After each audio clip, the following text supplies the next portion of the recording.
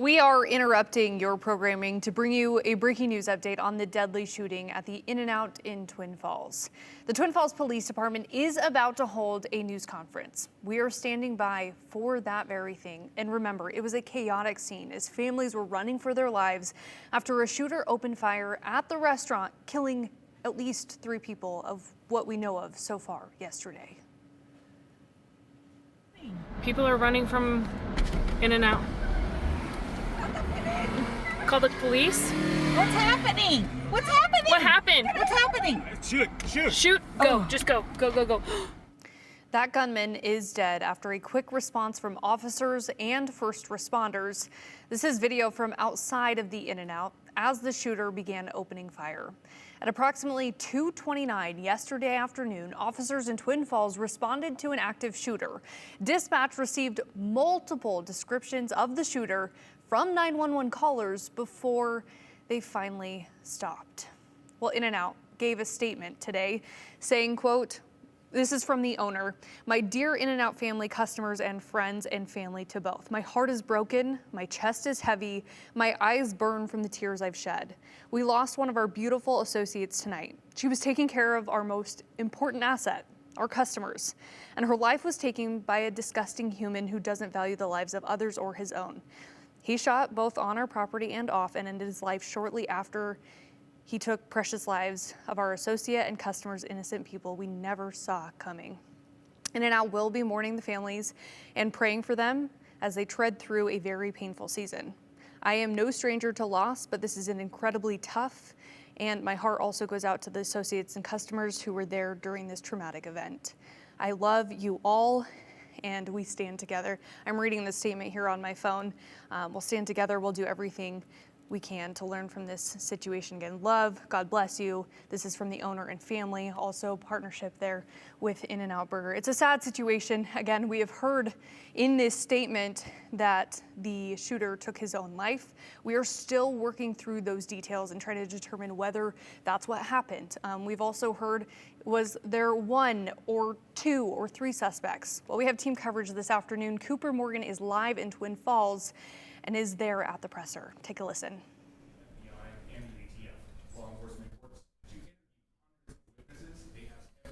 Sounds like we're still waiting for them to get set up. But again, as we mentioned, we're still working to learn how many injuries there were, how many total deaths. Again, so far we have heard that 3 are dead, 4 are injured, but we're working to learn more of those details today. We should have a better idea on what exactly happened yesterday, hopefully today in this presser. But again, we're working to learn more from that.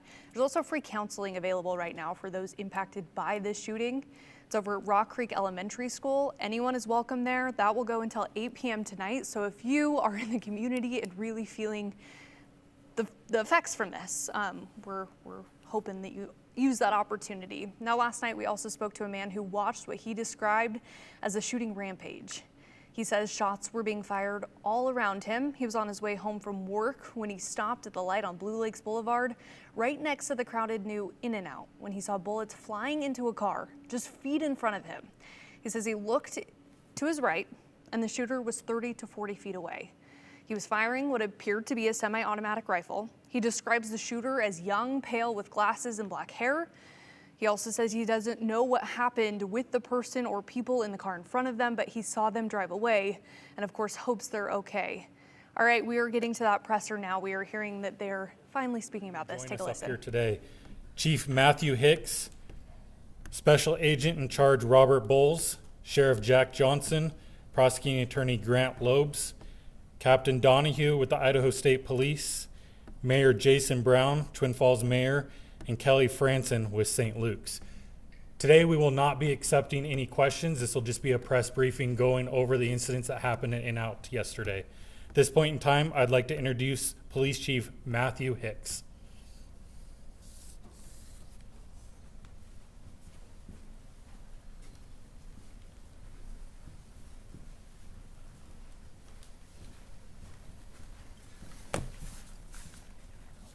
Good afternoon, everybody. We're here today to provide an initial update regarding the incident that occurred yesterday, Saturday, August 1st, 2026, in the area of In-N-Out. We will not be taking any questions at this time, but we remain committed to transparency and will provide updates just as soon as we are able. First, I want to acknowledge the victims, their family, and anybody impacted by this tragic event. Our thoughts are with them, and we recognize the fear and concern that this has caused in our community. This remains an active and ongoing investigation. Our priority is to provide the most accurate information available, correct misinformation, direct victims, families, and witnesses and community members to the proper resources. We understand that there are many questions, and we will try to answer as many of those in time as we can. However, because some details cannot be released at this stage, and doing so would compromise our investigation. In review, yesterday at 2:29 p.m., multiple 911 calls were received by the Twin Falls City Communications Center. Dispatchers could hear screaming and reports of gunshots in the background. Officers from our department, along with officers from local, state, and federal law enforcement agencies, all converged to the incident. Fire and medical personnel from the Twin Falls Fire Department and Madge Valley paramedics also responded. First responders faced what was described as one of the most chaotic instances a law enforcement officer can face in their career. Law enforcement began to search for the suspect, as well as assisting medical personnel to the scene safely and providing first aid and transporting those in need to our local hospital. Our department has been in constant contact with the In-N-Out management, and they are actively assisting us in the investigation. At this time, we can confirm that there are multiple victims. Based on the information currently available, there are 3 victims that are deceased. 7 others are injured. 2 of those patients have been treated and released. 3 are in stable condition, and 2 are in critical condition. These numbers are preliminary and may be updated as we continue to work with our medical providers, investigators, and partnering agencies. Out of respect for the victims and their families, who have all not been notified at this time, we will not be releasing the identities of them today. I want to thank St. Luke's and their medical staff for their assistance and their extraordinary care during this difficult time. Now, we know there have been multiple comments online about multiple shooters. We can confirm that there was an off-duty state trooper and a citizen who actively engaged the suspect by returning gunfire towards him. We want to take a moment and commend the actions of the off-duty officer and the citizen in their heroic action to stop this incident. We believe their actions helped drive the suspect away from the scene, preventing further casualties. We can confirm that in the minutes after law enforcement arriving and beginning their search for the suspect, we had a second officer-involved shooting. No one was injured in that incident, and the Twin Falls police officer involved in that shooting, his actions are now being reviewed by the Jerome Police Department. More information about that incident will be forthcoming in the days to follow. At this time, we can confirm that the suspect, 24-year-old Chad Williams, is deceased from a self-inflicted gunshot wound. Investigators are continuing to review the incident timeline, process evidence, and conduct interviews. Detectives are working up on following leads and working with assisting agencies. At this time, we are still working to determine the full set of circumstances in this incident, including the suspect's actions and possible motivations. The Williams family has been notified, and they are fully cooperating with law enforcement. Their hearts are also broken during this time. For those directly impacted, victim services and support services are being actively coordinated. Crisis counselors will be on hand today until 8 p.m. at Rock Creek Elementary School, and we're making arrangements to continue that service throughout the week. We are in the process of working with the FBI to set up a Seeking Victims website, and we will provide that information as soon as possible. We are asking the public to avoid spreading unverified information. We have seen social media posts identifying the shooter as a gentleman named Amir Manzik. This information is absolutely false. This gentleman has no involvement in this incident whatsoever. We've also seen reports identifying him as a member of a fire department. This is also completely false. Based on the best information we have at this time, we are confident that Mr. Williams acted alone. If you have information related to this incident, please contact our dispatch center at 208-735-4357. If you have any videos, photos, or digital evidence of this incident, we have established a digital media tip line at www.fbi.gov/Twin Falls shooting. Even the smallest detail may be important to our investigation. We want to recognize the quick response of our first responders, dispatchers, medical personnel, and assisting agencies. Their actions were absolutely critical in securing the scene, providing first aid, and supporting the victims and their families. We do want to highlight that we did have another shooting incident in Twin Falls last night. No injuries were reported in that incident. We can also confirm that this incident is not related in any way to the In-N-Out incident. In light of yesterday's events, we want to assure the community that our law enforcement services remain available. Today and over the coming days, if you request law enforcement assistance, you may be seeing an officer, a deputy, or a trooper from one of our partnering agencies. Today, Mayor Brown has sworn in members from the Meridian Police Department, the Caldwell Police Department, and the Nampa Police Department to assist the Idaho State Police in patrolling the city of Twin Falls. These officers are here to work alongside our officers and help continue to ensure public safety coverage for our citizens and visitors. The type of call that we have described here today is one of the worst incidences a law enforcement official or first responder can respond to. I want to tell the citizens in Twin Falls how proud they should be of the men and women of law enforcement and their first responders and how they responded to this incident and the bravery they displayed yesterday. Together, our community will get through this. To everyone here in Twin Falls, remain Twin Falls strong and support each other. At this time, I'd like to introduce Special Agent in Charge, Robert Bowles with the FBI. Thank you, Chief Hicks. My name is Robert Bowles. I'm the Special Agent in charge of FBI Salt Lake City, which covers Idaho and Utah. First, on behalf of the FBI, our hearts go out to the victims and to everyone affected by yesterday's tragic shooting. To the families who have lost a loved one, we extend our condolences that are deep and heartfelt. There's no adequate words for a loss so profound, and we are truly sorry. The moment we learned what happened yesterday, our special agents and personnel in Boise and Salt Lake City mobilized immediately.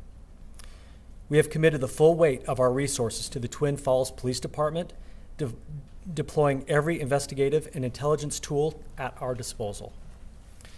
Our evidence response teams and victim services specialists are also on the ground, working tirelessly to support both the investigation and those impacted.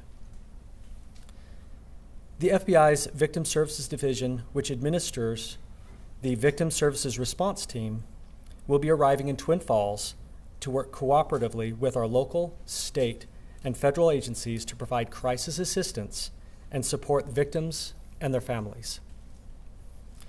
We are standing shoulder to shoulder with our local partners. We want to ensure a thorough investigation. We know that videos and images relating to the incident are circulating widely on social media. As the chief said, the FBI has established a dedicated media tip line so that the public can share any footage that they may have. This website is, again, www.fbi.gov/Twin Falls shooting. Once again, www.fbi.gov/Twin Falls shooting. This is an incredibly painful time for the city of Twin Falls and for our entire community. We remain committed to our partners, the victims, their families, and we will work to get the answers that they deserve.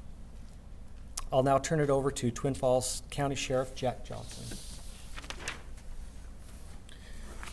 Thank you. When we talk solidarity, I want to take just a moment. We have our entire city council here, our Board of County Commissioners here. We have representatives from Senator Risch and Crapo's office, as well as a couple of our legislators in the room. This is an event that affects our entire community.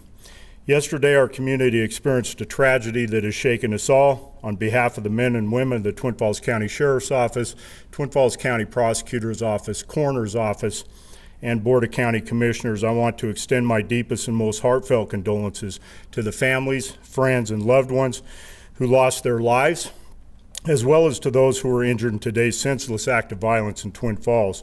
Our thoughts and prayers are with every person whose life has been forever changed by this heartbreaking event. Incidents like this leave an impact that reaches far beyond the scene. They affect families, co-workers, first responders, and an entire community that now grieves together. While words can never ease the pain of such a loss, we want every victim and every family member to know they are not alone. The people of the Magic Valley will stand with you.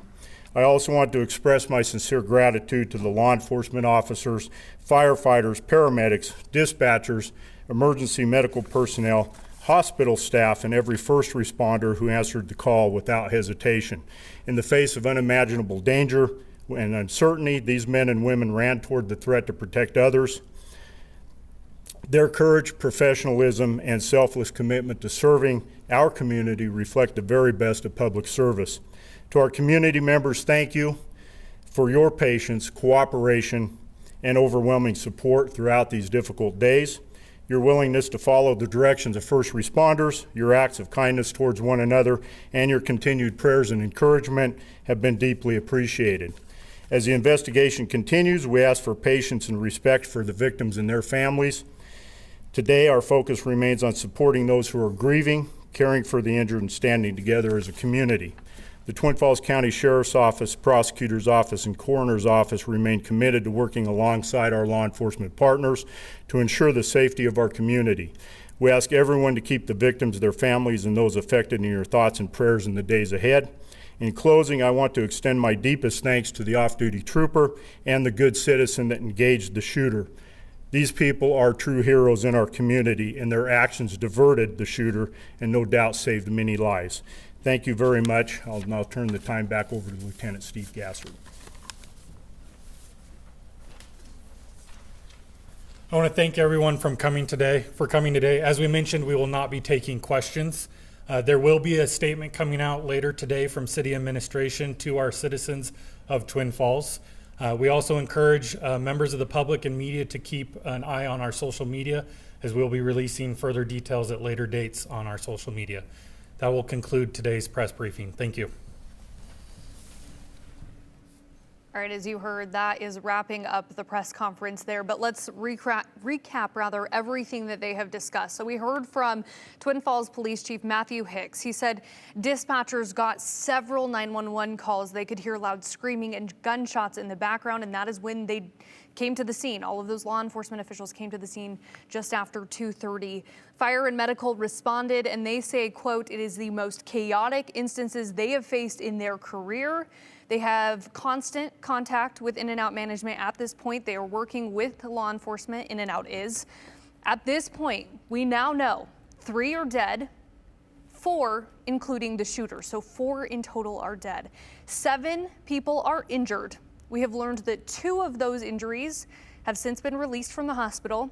3 are stable and 2 are in critical condition. Again, that is 7 total injuries. They gave major grace to St. Luke's for their care. There's also been a lot of questions about multiple shooters, and this is where we learned a lot more information about what exactly happened during those moments. We have learned that an off-duty state trooper and a citizen shot back at the suspect, Chad Williams, a 24-year-old who started the shooting. The heroic action, according to police and law enforcement, say this stopped this incident. It helped drive the suspect away from the scene and got a lot of thanks for their heroic actions of keeping them away. So that was a big moment of clarity there.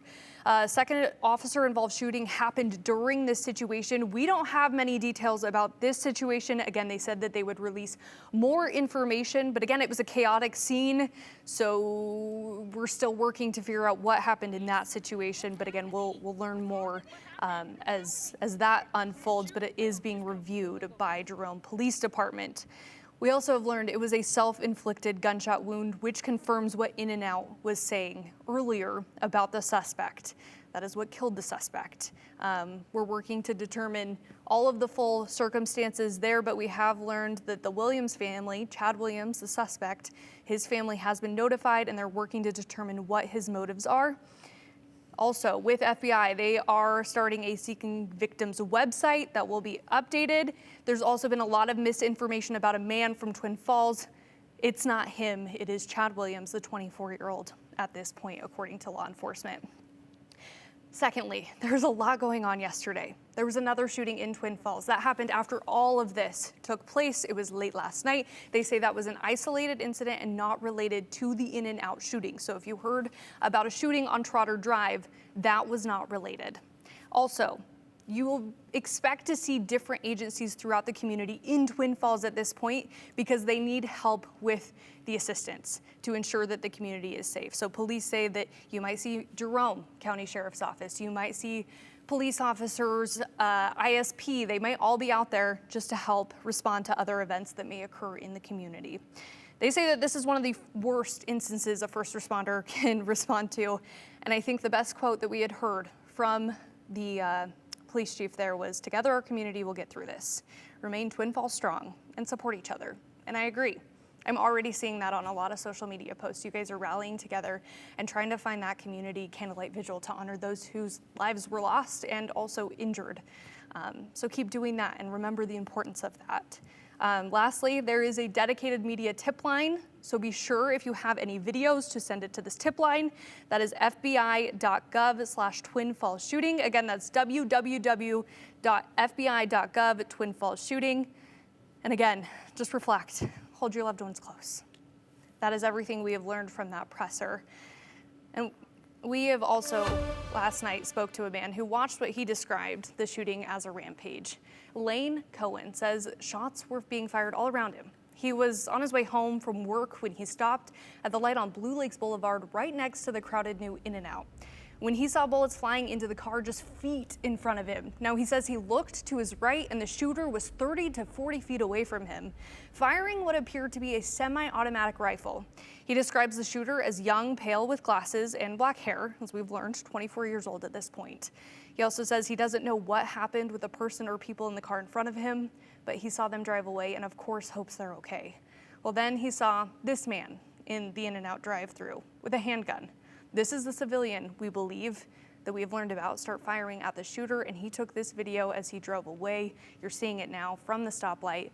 The two exchanged gunfire. He says this man was shooting from a distance, but he might have saved lives because he was distracting the shooter enough to get him to stop firing into traffic. I was able then to get my vehicle out and drive around the corner into the parking lot next door. And the last I saw the kid, he was hiding behind the In-N-Out sign, or the shooter, and he was exchanging gunfire with this other person with his handgun in the drive-thru. They were both running around trying to dodge bullets, it looked like, and so I went around. There's people running all over the place, freaking out, obviously.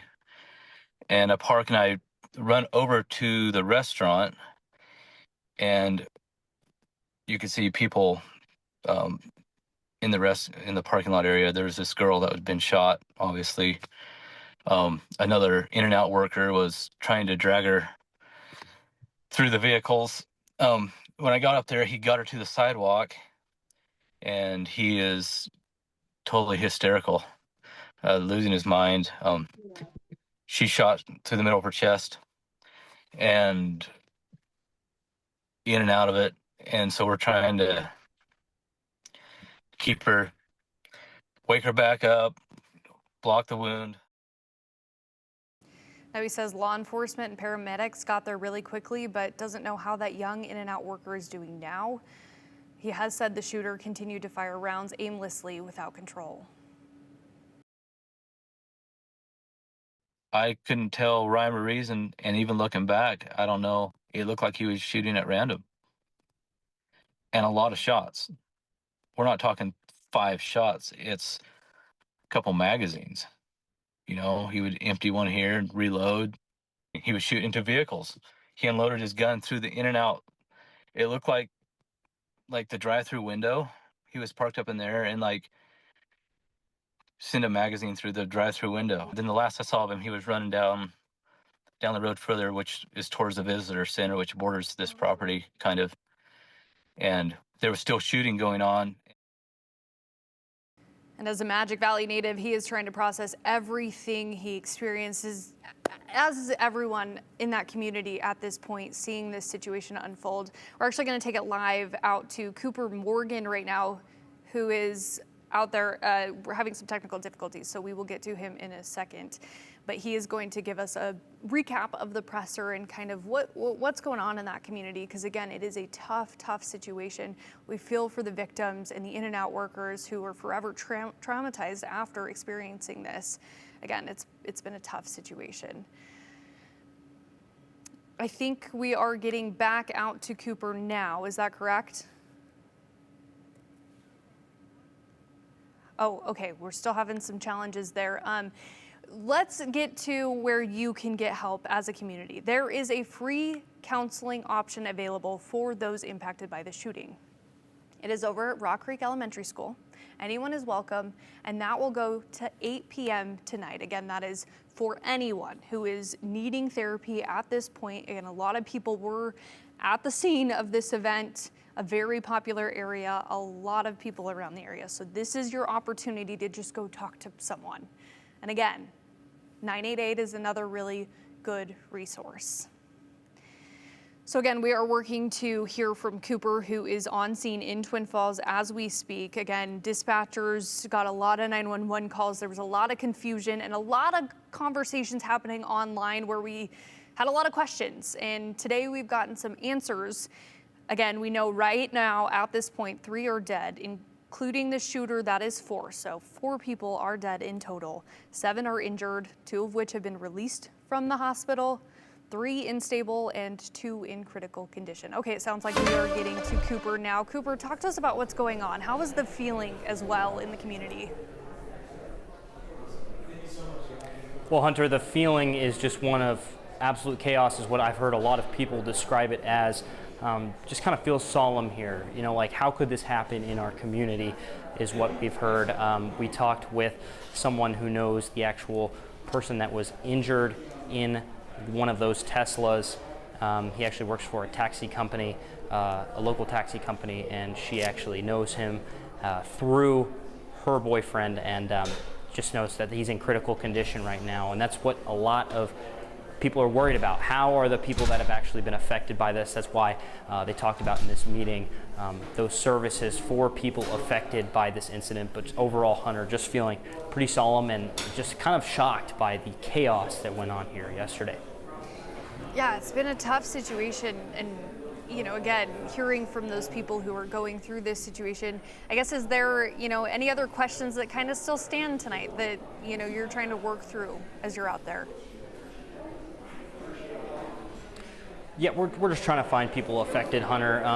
A lot of like what happened on inside the restaurant, we don't quite know. The lady I talked to earlier today, she talked about actually going outside to the parking lot where a lot of that video that we've seen flowing around has actually been shot. But in terms of people inside the building, we're still looking to gather information about what happened in there, and really just how the workers were affected as well in this situation. Now, yeah, again, we do know 7 injured, 3 deceased, and just we know the shooter's identity now. And just, you know, if you are affected by this, Twin Falls Police says contact 208-735-4357. They've also set up a digital media tip line at www.fbi.gov/twinfallsshooting.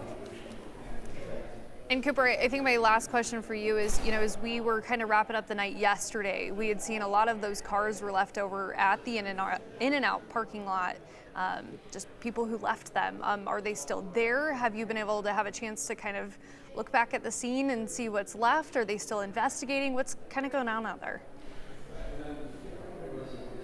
Yeah, we were out there actually earlier today, and still a lot of cars in that parking lot. They have the whole thing kind of taped off, and we saw detectives working around and trying to figure out the situation from what we know, what we can see. But yeah, still a lot of cars there, still a lot of traffic coming through, and people, you know, I met somebody who's actually doing the bungee jumping right there off the bridge, and he talks about, you know, just kind of hearing it yesterday and just seeing everybody run out. And so we've seen people kind of stare longingly at this place, you know, just as curious as we are, what really went down there. And so, yeah, it's still a very active scene, and to stay away from that area. Well, Cooper, thanks for being out there, getting some answers for the community, and also just seeing how the community is feeling. Again, we're going to get to Cooper at 5 o'clock for our show, but for now, Cooper, thank you. We appreciate you. And I think just on that note, I want to say together our community will get through this, remain Twin Falls strong, and support each other, because I think at this point we need to lean on one another. All right, with that developing news, we have even more developing news. This time, this is with the Tartar Fire. A red flag warning remains in effect northwest of Weiser. The fire exploded to nearly 95,000 acres overnight and is just 17% contained.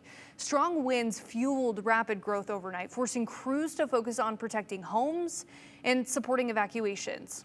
Several areas remain under go and set evacuation notices as firefighters work to hold the fire near Weiser and along Highway 95.